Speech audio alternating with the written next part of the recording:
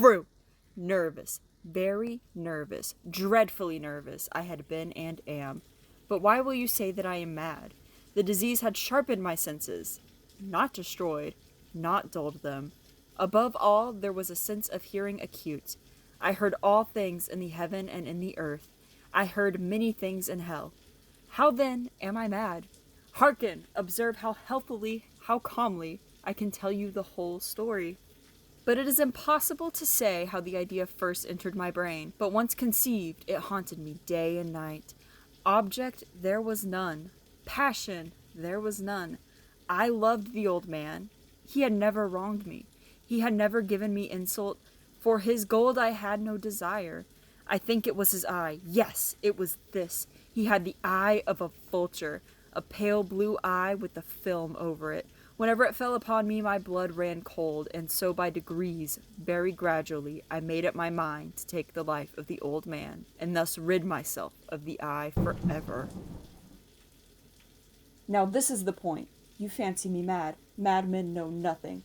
But you should have seen me. You should have seen how wisely I proceeded, with what caution, with what foresight, with what dissimulation I went to work. I was never kinder to the old man than during the whole week before I killed him. And every night, about midnight, I turned the latch of his door and opened it, oh so gently. And then, when I had made an opening sufficient for my head, I put in a dark lantern, all closed so that no light shone out, and then I thrust in my head. Oh, you would have laughed to see how cunningly I thrust it in. I moved it so slowly, very, very slowly, so that I might not disturb the old man's sleep. It took me an hour to place my whole head within the opening so far that I could see him as he lay upon his bed. Ha!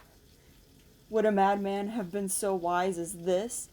And then, when my head was well within the room, I undid the lantern cautiously. Oh, so cautiously. Cautiously, for the hinges creaked. I undid it just so much that a single thin ray fell upon the vulture eye, and this I did for 7 long nights. Every night, just at midnight, but I found the eye always closed, and so it was impossible to do the work, for it was not the old man who vexed me, but his evil eye. And every morning, when day broke, I went boldly into the chamber and spoke courageously to him, calling him by name in a hearty tone, and inquiring how he had passed the night. So you see, he would have been a very profound old man indeed to suspect that every night, just at 12, I looked in upon him while he slept. Upon the 8th night I was more than usually cautious in opening the door. A watch's minute hand moves more quickly than mine did. Never before that night had I felt the extent of my powers, of my sagacity. I could scarcely contain my feelings of triumph. To think that there I was, opening the door, little by little, and he not even dreaming of my secret deeds or thoughts. I fairly chuckled at the idea, and perhaps he heard me, for he moved on the bed suddenly, as if startled. Now you may think that I drew back, but no. His room was as black as pitch, while the thick darkness, for the shutters were closed fastened, through fear of robbers. And so I knew that he could not see the opening of the door, and I kept pushing it on, steadily, steadily. I had my head in, and was about to open the lantern, when my thumb slipped upon the tin fastening, and the old man sprang up in bed, crying out, "Who's there?" I kept quite still, and said nothing. For a whole hour I did not move a muscle, and in the meantime I did not hear him lie down. He was still sitting up in the bed listening, just as I have done, night after night, hearkening to the death watches in the wall. Presently I heard a slight groan, and I knew it was the groan of mortal terror. It was not a groan of pain or of grief. Oh no, it was the low, stifled sound that arises from the bottom of the soul when overcharged with awe. I knew the sound well. Many a night, just at midnight, when all the world slept, it was welled up from my own bosom, deepening, within its dreadful echo, the terrors that distracted me. I say I knew it well. I knew what the old man felt, and pitied him, although I chuckled at heart. I knew that he had been lying awake ever since the first slight noise, when he had turned in the bed.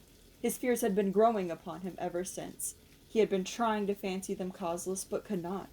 He had been saying to himself, "It is nothing but the wind in the chimney. It is only a mouse crossing the floor." Or, "It is merely a cricket which has made a single chirp." Yes, He had been trying to comfort himself with these suppositions, but he had found them all in vain. All in vain, because death, in approaching him, had stalked with his black shadow before him and enveloped the victim. It was the mournful influence of the unperceived shadow that caused him to feel, although he neither saw nor heard, to feel the presence of my head within the room.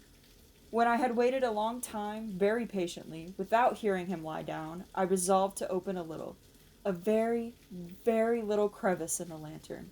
So I opened it. You cannot imagine how stealthily, until the length of a single dim ray, like the thread of a spider, shot out from the crevice and fell upon the vulture eye. It was open, wide open, and I grew furious as I gazed upon it. I saw it with the perfect distinctness, all a dull blue, with a hideous veil over it that chilled the very marrow in my bones, for I had directed the ray, as if by instinct, precisely upon the damned spot, but I could see nothing else of the old man's face or person. And have I not told you that what you mistake for madness is but an over-acuteness of the senses? Now, I say there came to my ears a low, dull, quick sound, that such as a watch makes when enveloped in cotton. I knew that sound well, too. It was the beating of the old man's heart. It increased my fury as the beating of a drum stimulates the soldier into courage. But even yet I refrained and kept still. I scarcely breathed. I held the lantern motionless. I tried to see how steadily I could maintain the ray upon the eye. Meantime, the hellish tattoo of the heart increased. It grew quicker and quicker and louder every instant. The old man's terror must have been extreme. It grew louder, I say, louder every moment. Do you mark me well? I have told you that I am nervous, so I am. And now at the dread hour of the night, amid the dreadful silence of that old house, so strange a noise as this excited me to uncontrollable terror. Yet for some minutes longer I refrained and stood still. But the beating grew louder. I thought the heart might burst. And now a new anxiety seized me.